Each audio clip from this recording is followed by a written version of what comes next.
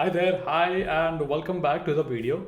In today's video, I want to show how you can optimize your incremental ETL pipelines using DeltaStreamer and Broadcast Join.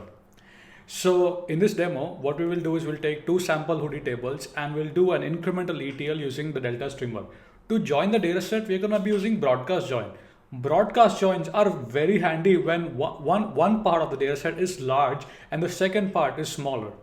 So what happens in broadcast join is basically Spark would distribute the smaller dataset to all the worker nodes.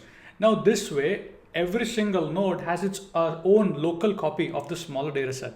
This way, the joins are much more faster and expensive shuffle can be avoided. So this video will show you how to create two sample hoodie tables using Spark SQL. Then we leverage the DeltaStreamer to read data from one of the larger tables in incremental fashion. And then the smaller dataset, we're gonna do a broadcast join and then join the dataset and build our silver layer. So without wasting any further time, let's get started with the hands-on lab. So step one of the project is we need to spin up the stack, the Hive Metastore, Postgres as the backend, and MinIO. So let's spin that up using Docker. So let me share my screen. I'm on my project repository. Again, all these files are given to you, okay? Now simply say docker compose up --build -d. This will start all the containers running in the background. So once you have the stack up and running, I just wanted to show this diagram, which is on my LinkedIn posted. We'll have two hoodie tables, customer and orders, right? And then using DeltaStreamer, we're gonna read from the orders, perform a broadcast join with the customers and build a silver zone. So for this, I need to create these hoodie tables, and I'll be using this particular Spark SQL. And over here, I'll launch my Spark SQL. All right, here you can see my Spark SQL has started. Now I'm gonna create the hoodie tables. So first, I will start by creating a schema called HoodieDB. So I'll go here, makes sense. And then I'm gonna say use HoodieDB. I'll be using the schema HoodieDB, perfect. Now I'll create a table called orders, and this is the location for that table. So I'll simply copy that, paste this one here, and the table has been created. Now I'll insert some sample data into the orders. So copy, again paste, and the table has now been created. If I head over to my local host 9000 with the username admin and password, here you can see on my MinIO, I do see my customer table over here. Similarly, let's create a table called customers. We made an order table. Sorry, I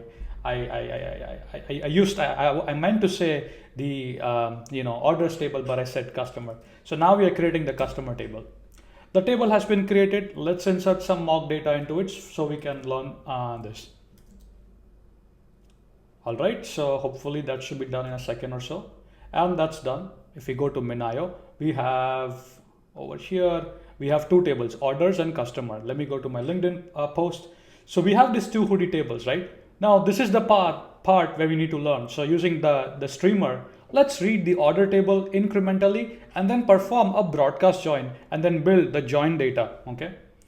So again, I made it easy for you. I have given you all the commands over here. So let me show you. This is the Spark submit job. So let me collapse this so I can explain you. Again, class, we are using the hoodie streamer class. We are providing the packages, right? Providing the configuration through Spark properties. Table type as copy on, right? This is where I want to build my silver zone, right? Operation as upsert. I'm using a transformer, which is a SQL based transformer, which will allow me to join these two data set, right guys? This is gonna work or run in a continuous mode, and then all the settings I provide that through the hoodie table.props, okay? Fair enough, right? And the source class is hoodie incremental source, right? Now, let me go to the hoodie properties. This is pretty straightforward. I provide the record key, the precom key, and here you can see the SQL. And I think I do have it over here. Let me see if I can show you. So here, select, we use this identifier to tell Spark that, hey, use the broadcast join and broadcast the customer table. Meaning Spark will basically, distribute this particular table to all the worker nodes. So each worker node has its own local copy. So now when you're doing join, incrementally reading from a large table such as orders, and then you're doing join, it's gonna be much more faster, right? So simple SQL query over here, okay?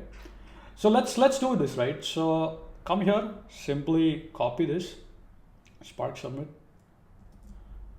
Here I have my Spark SQL, that's great. And now here I can probably paste it. Hopefully I have my Java home set correctly. So as you can see, right, the streamer is working, right? And it's ingesting data. And if I refresh, I do see my silver join the data, as you can see over here. Also, if you now inspect your Spark UI, you will see the broadcast operation in the event timeline. Here you can see, right? So yeah, that's about it. I wanted to make this quick short video. Hopefully it was insightful. Hopefully you learned about broadcast join. Maybe you already knew about it. In that case, you can now use it in your upcoming projects or upcoming ETL pipelines.